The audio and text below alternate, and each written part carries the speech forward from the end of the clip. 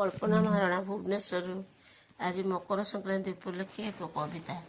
मकर संक्रांति ठारू सूरज गति करिथांती उत्तरायण, शिव भगवान को अति प्रिय दिन।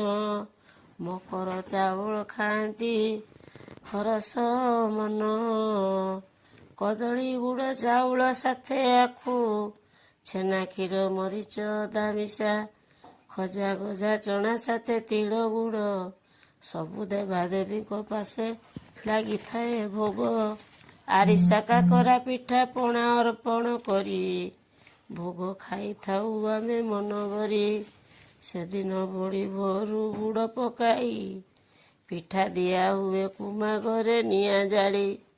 मकर मेला हुए अनेक जगारे, जार इच्छा हुए देखिबाकू जाए।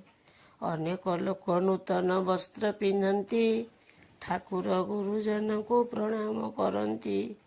पिला बेल कथा भारी मने पड़े, बाड़ी नाच घोड़ा नाच ठेंगा नाच हुए। गाँ दांड मंदिर रे संकीर्तन मेला हुए, मेला बुला ठाकुर दर्शन सबु किछि चले। शिव भगवान को शेष करुणा थाऊ, सूरज को हाथ जाते ऋतु बदलू। जगतर प्राणीजन सुखरे रहंतु, एतिकी कामना प्रभु तुम पदे रहू।